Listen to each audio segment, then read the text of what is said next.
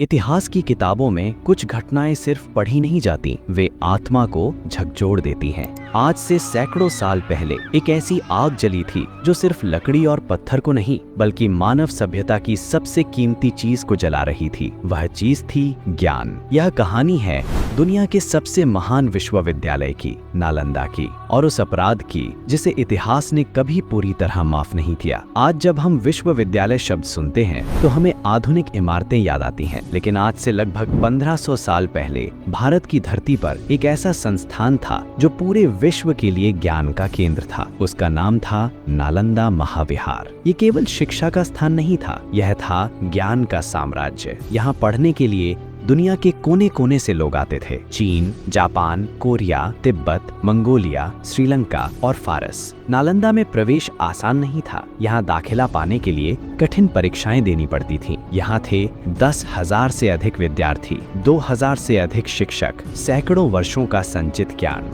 नालंदा का हर आचार्य एक चलता फिरता विश्वविद्यालय था। यहाँ पढ़ाया जाता था गणित, खगोल विज्ञान, आयुर्वेद, शल्य चिकित्सा, तर्कशास्त्र, राजनीति, भाषा विज्ञान और दर्शन।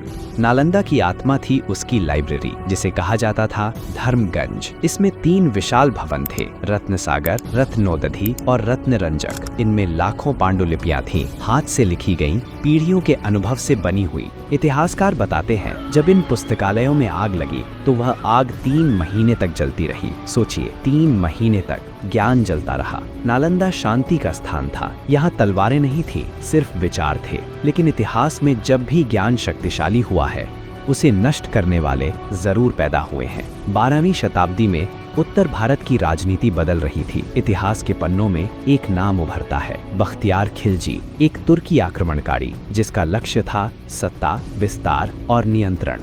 उसे ज्ञान से डर लगता था, क्योंकि ज्ञान सवाल पूछता है और सवाल सत्ता को असहज करते हैं। साल था 1193 ईस्वी। बख्तियार खिलजी अपनी सेना के साथ नालंदा पहुंचा। उसने देखा कोई किला नहीं, कोई सैनिक नहीं, सिर्फ शांत भिक्षु और छात्र। उसने पूछा, ये स्थान क्या है? उत्तर मिला, यह विश्वविद्यालय है। उस क्षण इतिहास ने करवट ली। ये कोई युद्ध नहीं था, ये था ज्ञान के खिलाफ युद्ध।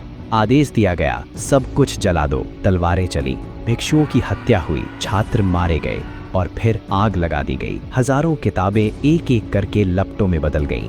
जो ज्ञान सदियों में इकट्ठा हुआ था, वह कुछ दिनों में राख बन गया। इतिहासकारों के अनुसार नालंदा की लाइब्रेरी इतनी विशाल थी कि आग 3 महीने तक जलती रही। 3 महीने, दिन और रात, ज्ञान जलता रहा और दुनिया खामोश रही। ये सवाल आज भी पूछा जाता है। पहला कारण सत्ता का भय। शिक्षा सोचने की शक्ति देती है और सोचने वाले लोग गुलाम नहीं रहते। दूसरा कारण धार्मिक असहिष्णुता। नालंदा बौद्ध दर्शन का केंद्र था, उसे मिटाना रणनीति का हिस्सा था। तीसरा कारण सांस्कृतिक विनाश। ये सिर्फ इमारतें नहीं थीं, ये पूरी एक सभ्यता थी। नालंदा के साथ दुनिया ने खो दिया प्राचीन चिकित्सा ज्ञान, जटिल खगोल गणनाएं, गणितीय सिद्धांत, दार्शनिक ग्रंथ। आज जो ज्ञान पश्चिम में नई खोज कहलाता है, संभव है वह कभी नालंदा में पढ़ाया गया हो। नालंदा के नष्ट होने के बाद भारत में बौद्ध शिक्षा लगभग समाप्त हो गई।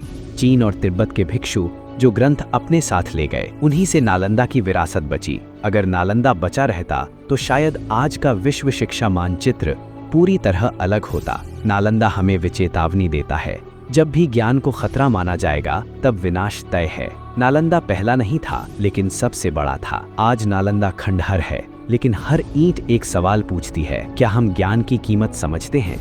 नालंदा जल गया, लेकिन उसका सच आज भी जिंदा है। इतिहास याद रखता है, तलवारें जीत सकती है युद्ध, लेकिन ज्ञान को जलाने वाला हमेशा अपराधी ही कहलाता है। जब नालंदा जल रहा था, तब सिर्फ किताबें नहीं जल रही थी, हर पांडुलिपि के साथ एक सवाल मर रहा था, एक खोज अधूरी रह जा रही थी, एक विचार हमेशा के लिए खामोश हो रहा था। सोचिए, अगर वे ग्रंथ बच जाते तो क्या आज की दुनिया वही होती जो हम देख रहे हैं?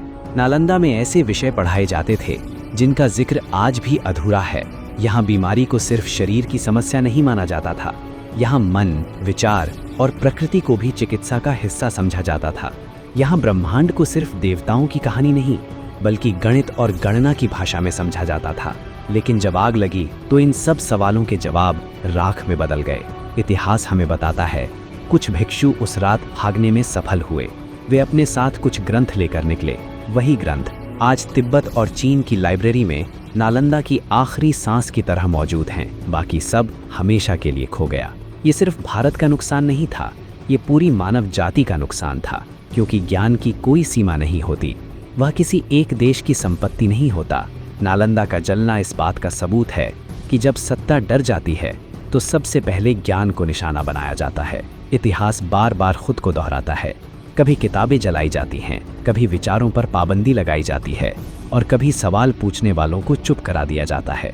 नालंदा हमें यही सिखाता है कि सभ्यता की असली पहचान उसके महलों से नहीं, उसके विचारों से होती है।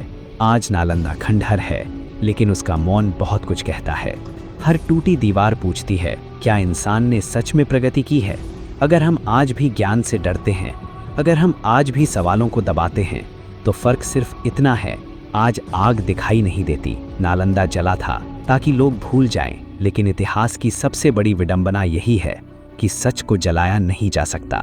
दोस्तों, ये था आज का वीडियो। अगर आप ऐसी डॉक्यूमेंट्री वीडियो देखने में रुचि रखते हैं तो आप हमारे चैनल पर और भी बहुत सारी वीडियो देख सकते हैं।